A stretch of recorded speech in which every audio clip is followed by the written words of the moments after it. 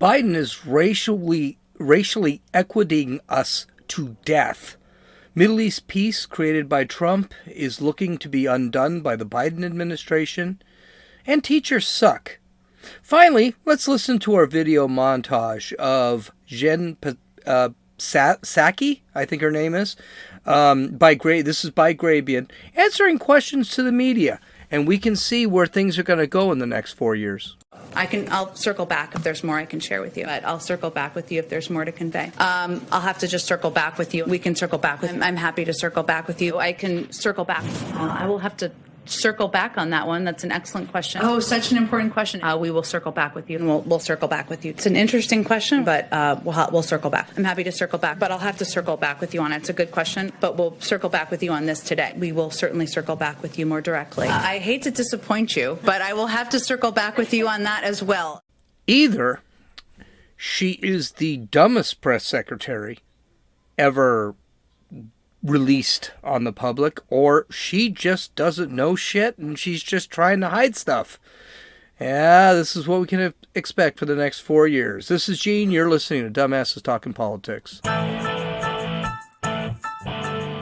Hey, this is Gene. Welcome back to Dumbasses Talking Politics. Okay, so we've got more racial equality or equity or whatever they decide to call it today.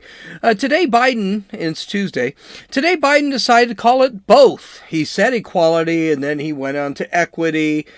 And we're going to talk a little bit about that. But Joe Biden signed another 4 executive orders, this time seeking to bring racial equity. He said equality, then he changed it to equity, and he did that twice. Biden has signed now 33 executive orders in the last 6 days. It might be 34. We'll talk about that a little later. I'm not sure if that's an executive order, which is higher than the last 5 presidents combined in their first month of service. President Trump signed like 2. So this is really something. Can anyone say dictatorship? When one man is ruling and creating policy via an edict, this is dictatorship. So let's go over some of his stupid equity policies, because they're really dumb. And I think one of them is actually going to hurt them in the future. So let's go over them. The first thing is the Biden instructed the Justice Department to renew private prison contracts. Or not to renew private prison contracts. And he also asked DHS, the Housing Authority, to reevaluate how they give low-income housing. Basically, I'm not going to talk too much about that. What that basically means is, how can we give people of color free housing? That's what it comes down to. By the way, I live in a trailer. You hear everything that happens here? I live in a trailer. Not that I can't afford an apartment. I won't pay for an apartment because I want to buy a house. And the problem with Joe Biden is my fiance has low-income housing. She pays less rent than I do in a trailer. So that tells you what's happening with low-income housing. So I've got definite beliefs in that. But I need to see something before I actually talk about it.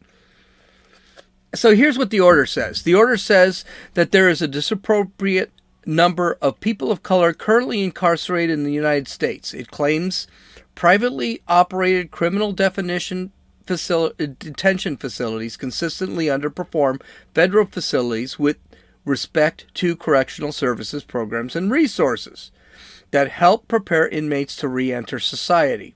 Couple problems with that statement. Disappropriate number of people of color. Here's the big question. Did those people of color actually commit crimes? If they did commit crimes, then what difference does it make if they're in prison? I'm sorry, I'm having a problem with this. That doesn't work with me. If people in prison commit crimes, it doesn't matter what their color is. They committed a crime. They should be in prison. I really don't care who runs it. The other thing is, privately operated criminal detention facilities consistently underperform federal facilities in respect to correctional service programs and resources. This is another thing that help prepare inmates to reenter society. This is another thing that bothers me. You're in prison because you're there to be punished. It's about justice. It's not about reentering society. Yes, if you're a car thief and you steal a car and they could get you your high school diploma and maybe teach you a trade, that's great. But you are there for being a car thief. You're not there to be trained. That's called, which we're going to talk about later, school. So this is kind of stupid. If they're sitting back and saying that the privatized programs, and I cannot believe that any privatized jail or prison is going to be worse than federal prisons. Just look at the VA when it comes to health care. If the determination of a good jail is providing programs and resources, no, they're not there to provide programs and resources. They're there to punish an individual who committed a crime. So I really have a problem with this. We seem to have forgotten what prison is really about. It's justice. If someone murdered my family member, I don't give a rat's freaking ass about what program he's able to get into. I want that son of a bitch serving prison time, being miserable, eating freaking worms that grow within breads, crap like that. I want that guy to suffer because he made my life suffer. I am not there. He is not there to be made into a good person of society. Okay, so let's continue. There is a broad consensus that our current system of mass incarceration imposes significant costs. Mass incarceration's keyword, it means we need to let people out. And hardships on our society and communities, and does not make us safer. Well, if you keep releasing criminals, which we've seen in Chicago, New York, Los Angeles, San Francisco, Seattle, Portland, Boston, you keep Washington, D.C., Atlanta, Philadelphia, you keep releasing criminals, yeah, it's not going to make us safer. Being incarcerated for 2 hours and then being released with a ticket because you committed a sexual assault, that's not incarceration. So, I'm sorry, yeah, you're going to see. And by the way, this is the thing with statistics. You can always manipulate statistics. So we have all this incarceration, but if we keep releasing our criminals and then they actually commit more crimes, yeah, you're going to see a problem with more crime. Quote, to decrease incarceration levels, we must reduce profit-based incentives to incarcerate by phasing out of the federal government's reliance on privately operated criminal detention facilities. This is a thing from the left. So I'm going to repeat a couple of things here. First off, I still don't understand how a person's race is an issue with racial justice if he's in prison. The question is, did he commit a crime? If he didn't, his race is irrelevant. It's that individual that committed a crime. Okay, just like I'm not saying it's racial discrimination because a white guy's in prison. If he committed a crime, that's it. Second question, why are private prisons relevant to any of this?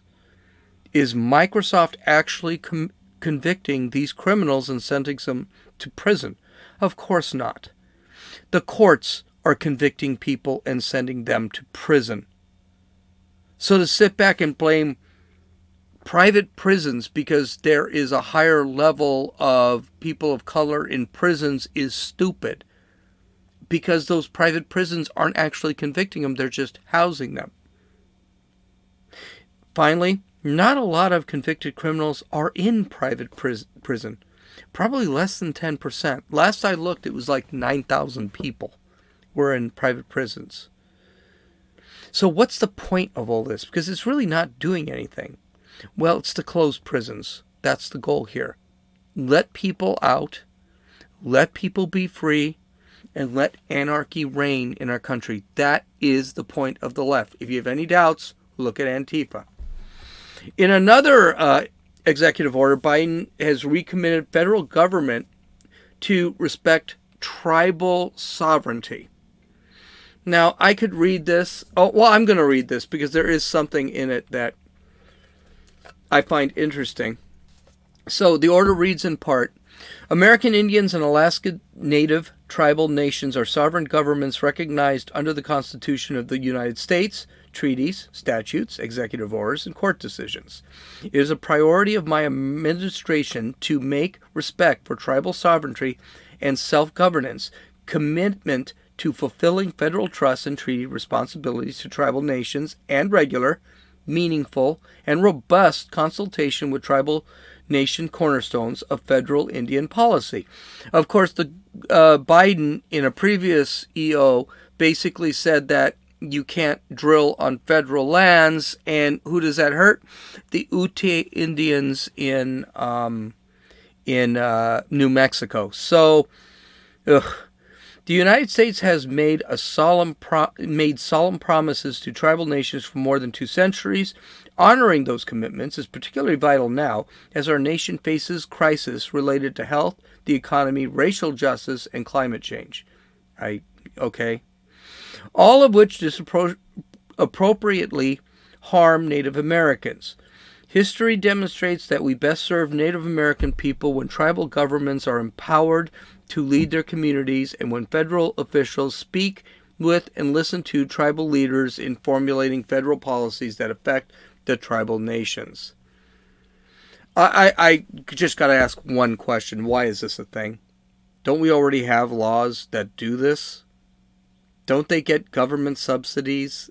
And we're talking reservations. They get government subsidies, they get tax breaks, and reservations don't have to follow state and some federal laws. I'm so tired of hearing about the victimization of the Indians. Yes, there was the Trail of Tears. That was bad. That was terrible. It was a bad thing the United States did. But the Indians were a prominent business partner of the colonists and the United States from the beginning when the United States actually joined. The two civilizations, and I'm going to put air quotes around civilizations from Native Americans, we're going to talk about that later on when we talk about the history of the United States, were very different. Both civilizations saw property differently.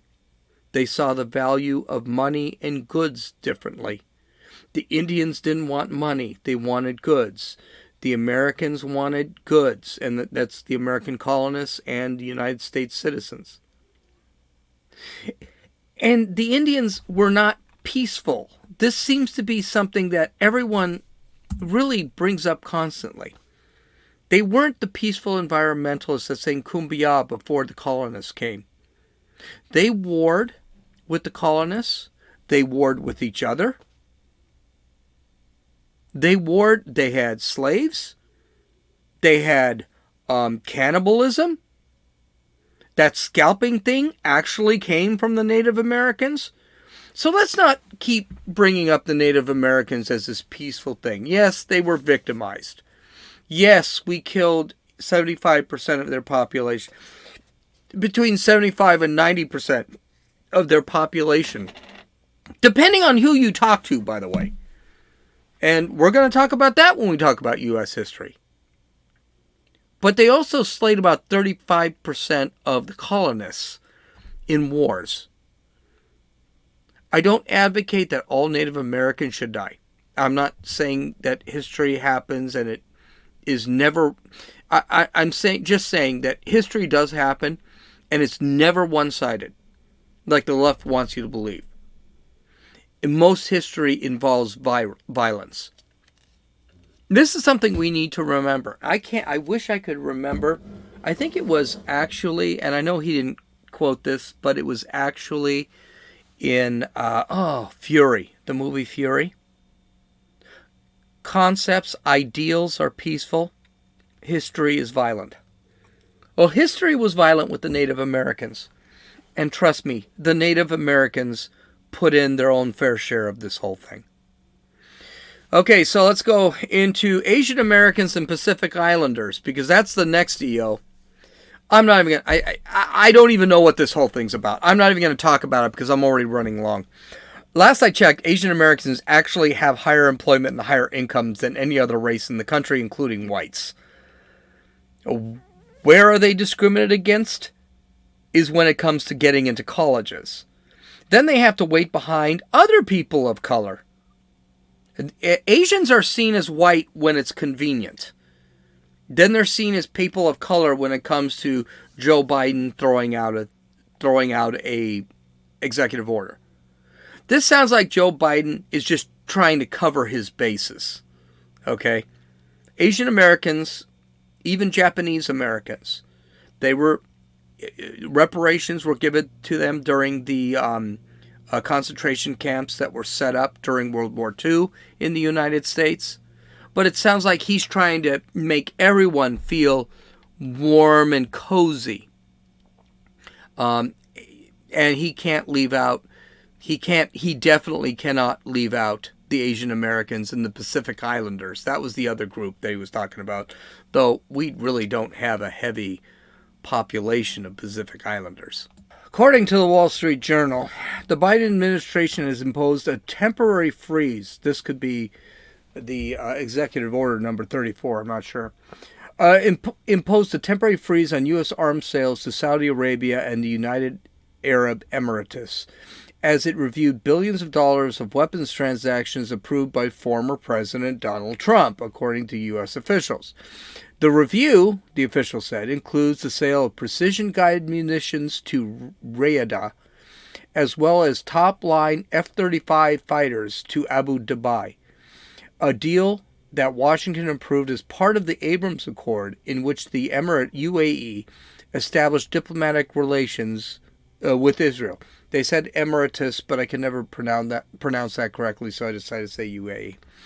U.S. officials said it isn't unusual for an administration to review arms sales approved by predecessors, and that despite the pause, many of the transactions are likely to go forward. Hold your breath on that one. But in line with the campaign pledges made by President Biden, Washington is seeking to ensure that American weapons aren't used to further the Saudi-led military campaign in Yemen. We'll get to that in a second, where its conflict with the Iranian-aligned Houthis has resulted in thousands of civilians' deaths and widespread hunger. I knew this was coming. Trump had way too much success in the Middle East. 3 peace deals is nothing to sneeze at. There have only been 2 others in the last 60 years. The arms sales were part of these peace deals. And the reason these arms deals were made with these peace deals is because Saudi Arabia, the UAE, Bahrain, and the other country are beginning to realize that their enemies aren't Israel. Their enemies are Iran. This is Biden's way to sully those deals. Even Yemen, and the article admitted it, stated that Yemen's war is Iranian-backed, an Iranian-backed war. And the reason the Saudi Arabia is fighting is Yemen, and Saudi Arabia is not causing all this stuff. This is Iran that is causing all this stuff. Is because they know that if they lose Yemen, Iran is going to be looking at Saudi Arabia next. Biden wants to rejoin the Iran nuclear deal, orchestrated by the Obama administration. He also wants to do something with the Palestinians, also run by a terrorist organization, Hamas, because the left wants him to do something. Listen, the left hates Israel.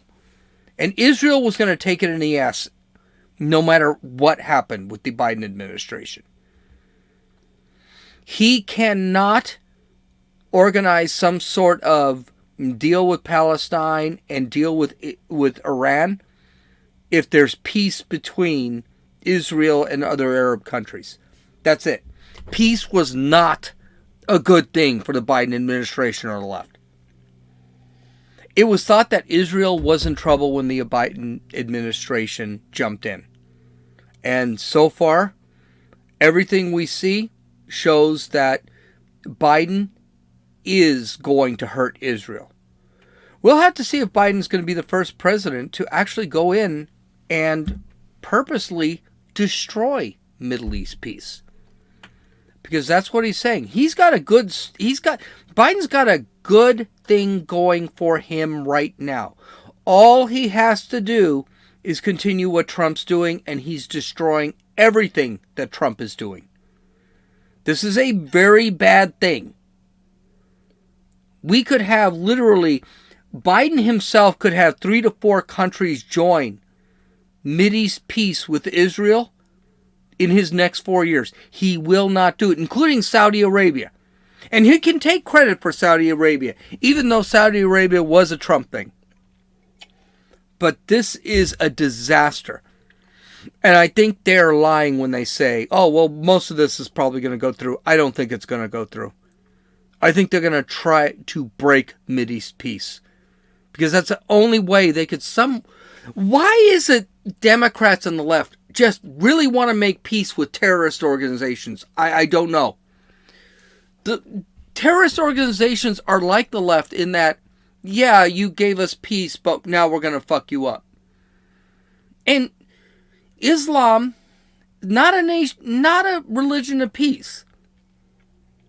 They want to suppress those that don't believe, that are the whatever they call them, the heretics. They want to suppress Christianity, Catholicism, Judaism, everything. If Iran gets a nuclear weapon, and they're pretty close now, they're going to blow Israel off the map. What's going to happen then? But if the United States starts giving them money to do it, oh my God. This guy is just an absolute disaster. And he's going to destroy the Middle East. Yep. You should all be fired from your day jobs, because if your employers knew that you were more inefficient than the DMV, you would be replaced in a heartbeat. I literally just finished a conference call because I'm having to multitask to be here to address you guys. You're a bunch of cowards hiding behind our children as an excuse for keeping schools closed. You think you're some sort of martyrs because of the decisions you're making, when the statistics do not lie that the vast majority of the population is not at risk from this virus. The garbage workers who pick up my freaking trash risk their lives every day more than anyone in this school system. Figure it out or get off the podium. Because you know what? There are people like me and a line of other people out there who will gladly take your seat and figure it out. It's not a high bar. Raise a freaking bar. This is, now, to give you a little background, this guy was escorted out by police, and the pieces of crap on the board, this was in Virginia, the pieces of crap on the board warned people not to do this.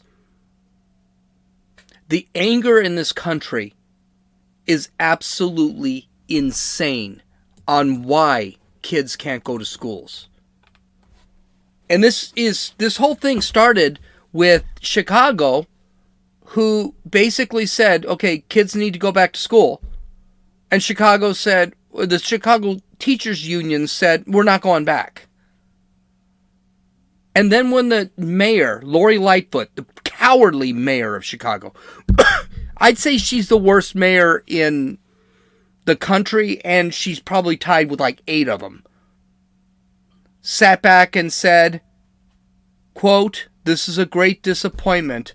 There's no questions our students are persevering, but there is also no question that there is no substitute for in-person learning." What a coward. What she should have said is, get your asses back to school, or you will be fired. She can't do that because there are teacher unions. The Chicago Teachers Union argued the district hasn't gone far enough for safety plan, despite calling thousands of air filters, deep cleaning schools, and offering limited COVID-19 testing. The union wants widespread vaccinations, better metrics, or more testing. In other words, they don't want to go back. They don't want to go back to work. They're getting paid. They're getting paid. My ex-wife, who's a piece of shit, is a school teacher. She's at work now, but she wasn't, and she didn't want to go back to work. That's what it is. Stacey Davis Gates, from the teachers union, she's the vice president of the teachers union. We want to return to a safe, welcoming, and thriving schools. That can't happen until the health and safety precautions of our educators or students and the larger community ahead of unreasonable demands to return to school buildings that lack the necessary protocols to keep us safe. So here's a question for you. I thought Democrats believed in science because the reality is kids don't really transmit this disease. The reality is the kids don't typically catch this disease.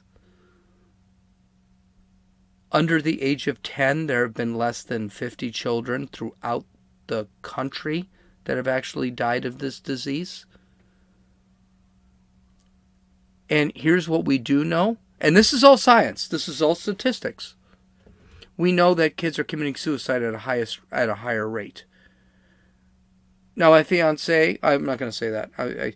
I know kids that are dying to go back to school. I mean, literally dying. When California opened up the schools for 2 to 3 days a week, the kids went. They were dying to get out of the house.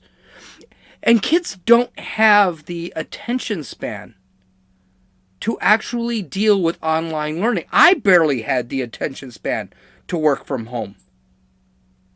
But you're expecting a 13 or 14-year-old, 16-year-old, 14-year-old, 12-year-old, 10-year-old to have an attention span to be able to watch a teacher for 4 hours? And our kids aren't learning anything. They're not learning anything.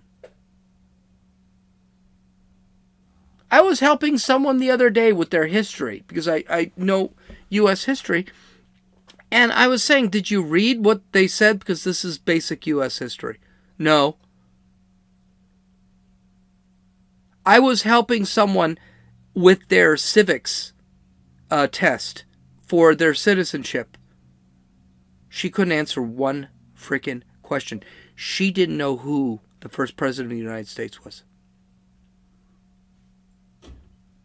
By the way, just to get off on teachers, because teachers are doing this for selfish reasons. They just don't want to teach. Let's call it what it is. They don't want to work. They want to get a check, and they don't want to work. Personally, I do what Reagan did back in the 80s with the air traffic controllers and said, okay, well, guys, you're all fired. You don't want to go to work? No problem. You're fired. And get new teachers.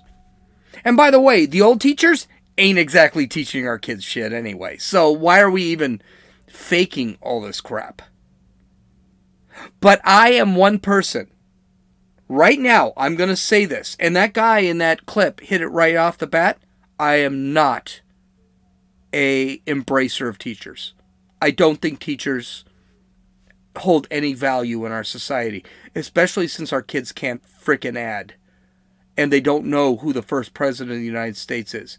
Or they don't know who wrote the Emancipation Proclamation. By the way, that person is in AP history, which means she's in honors history. And she doesn't know what the Emancipation Proclamation is. And she doesn't know what the Civil War was. She doesn't know who the president was that started it. She doesn't know who the first president of the United States is. I'm sorry, I've got a problem there. I knew that ages ago. In school, when I was taught. I don't think our teachers teach anything. I think they all need to be fired and start over again. All of them. I think parents should be able to put their kids in whatever school they want to put in. And if the government has to support it, I agree with that. I believe parents should actually go in and homeschool their kids. It's not possible for a lot of people. But I'll tell you one thing. Josie's kids, my fiance's kids, I could definitely teach them better than any school could teach them. It's disgusting. And all this crap I hear. If I hear this crap, I watch television all the time and I see this crap where Teacher of the Year, this is on network news. Teachers don't deserve Teachers of the Year. It's a job. You work 9 months a year. You get paid a full salary and work 9 months a year. You'll excuse me if I don't think this is particularly a difficult job. Yes, you have to go in front of kids. They can be very difficult. There are ways around that. You can deal with that. But don't tell me that these people are important in society, that they should be celebrated. I don't believe. Because these parents now, these teachers now, that teachers union doesn't give a rat's frickin' ass about the kids. The kids are killing themselves. The kids are using drugs. They don't give a rat's ass about the kids. So F the teachers unions. I don't give a damn about the teachers unions. F public school teachers. I don't give a damn about them. If you were a real teacher, you'd get off your effing ass and you would walk into a classroom and start teaching kids. Because you're not getting COVID from those kids. Okay, that was ended on a negative tone, but I'm so sick and tired. I tried to be a teacher. Matter of fact, my fiance keeps telling me, why don't you become a teacher? Because you seem really good at it. And I am good at it. I'd never be taken because I actually think the Constitution is a good thing. I think the Declaration of Independence is a good thing. I don't think we're systemically racist. I couldn't be a public school teacher today. They'd never hire me. They'd make me take one frickin' equity class, and I would say, this is bullshit, I'm not doing it. Anyway, okay, you can follow me on Patreon at Dumbasses Talking Politics. I'm pretty sure Patreon will be up eventually. It's not up yet, but I'm going to keep doing it. If you want to follow me on Twitter, just go find me on Twitter or visit my website or something. It's there. You can download or listen to this podcast on Apple Podcasts, Podbean, Podcast Addict, Stitcher, and YouTube. You can visit my website at www.dumbassestalkingpolitics.com, where I have all my links, videos, audio clips, and show notes. So if you think I'm lying, you can just visit some of those links. This is Gene, and you've listened to Dumbasses Talking Politics.